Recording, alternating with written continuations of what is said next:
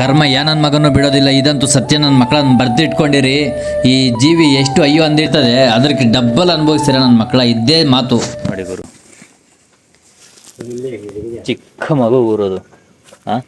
ಏನು ಮನುಷ್ಯತ್ವ ಇಲ್ದಿರೋ ನಾಯಿಗಳು ಏನು ಅಲ್ಲ, ಮುಂದೆ ಜನರನ್ನ ಏನು ಕಿತ್ಕೊಳ್ಳೋಕ್ಕಾಗದೆ ಈ ಥರ ನಾಯಿಗಳ ಮೇಲೆ, ಹಸುಗಳ ಮೇಲೆ, ಕುರಿಗಳ ಮೇಲೆ ಈ ಥರ ತೋರಿಸ್ತಿರಲ್ಲ.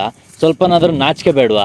ಇದ್ಯಾರು ಬೇರೆಯವ್ರು ಯಾರು ಮಾಡಿರೋದಲ್ಲ, ನಮ್ಮ ರಿಲೇಷನ್ ಅವ್ರು ಮಾಡಿರೋದೆ, ನಮ್ಮ ಅಕ್ಕಪಕ್ಕ ತೋಟಗಳ ಪಕ್ಕದಲ್ಲಿರೋರು ಮಾಡಿರೋದೇ ಈ ಕೆಲಸ. ನಮ್ಮನ್ನೇನು ಕಿತ್ಕೊಳ್ಳೋಕ್ಕಾಗೋದಿಲ್ಲ.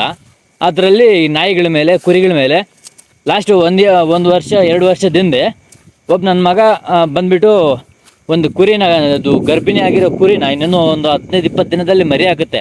ಅಂಥ ಟೈಮಲ್ಲಿ ಕುರಿನ ಕೋಲ್ನಲ್ಲಿ ಬೆನ್ನ ಮೇಲೆ ಹೊಡೆದ್ಬಿಟ್ಟು ಅದನ್ನು ಸಾಯಿಸಿಬಿಟ್ಟಿದ್ರು. ಇವತ್ತು ಅವರೆಲ್ಲ ಮತ್ತು ಬೇರೆಯವರು ಬರೀ 4 ಜನ ಇದ್ದಿತ್ತು, ನಾನು ಮತ್ತು ನಮ್ಮ ರಿಲೇಷನ್ ಅವರು 4 ಜನ. ಇಷ್ಟು ಬಿಟ್ಟರೆ ನಮ್ಮ ತೋಟಗಳ ಕಡೆ ಯಾರೂ ಇರಲಿಲ್ಲ. ಮಧ್ಯಾಹ್ನ ಕರೆಕ್ಟಾಗಿ ಒಂದು 11ರಿಂದ 12 ಗಂಟೆ ಆ ಟೈಮಲ್ಲಿ ನಾಯಿ ಕಿರ್ಚ್ಕೊಂಡಂಗೆ ಸೌಂಡ್ ಬಂತು ನನಗೆ. ಏನಾಗಿರ್ಬೋದಪ್ಪ, ಏನೋ ಮೋಸ್ಟ್ಲಿ ಅವ್ರು ಊಟ ಏನಾದರೂ ತಿಂತಿದ್ರೆ ಏನಾದರೂ ಹೋಗಿರ್ಬೋದು, ಅದಕ್ಕೆ ಸುಮ್ಮನೆ ಹಂಗೆ ಹೊಡೆದಿರ್ತಾರೆ ಬಿಡು ಅಂತ ಅಂದ್ಬಿಟ್ಟು ನಾನು ಅಂದ್ಕೊಂಡಿದ್ದೆ.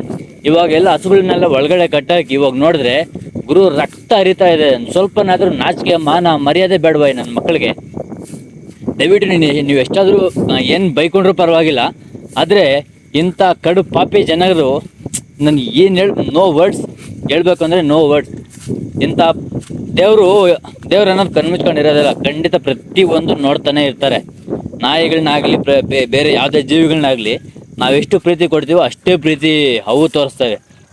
ಈ ಥರ ತೊಂದರೆ ಕೊಟ್ಟರೆ ಖಂಡಿತವಾಗ್ಲೂ 100% ನಾನು ಹೇಳ್ತಾ ಇದ್ದೀನಿ, ಉದ್ಧಾರ ಆಗೋ ಚಾನ್ಸಸ್ಸೇ ಇಲ್ಲ. ದೇವ್ರು ಆ ಕಾಲಕ್ಕೆ ತೋರಿಸ್ತಾ ಇರ್ತಾರೆ, ಮೋಸ್ಟ್ಲಿ ಅನುಭವಿಸ್ತಾ ಇರ್ತೀರಾ.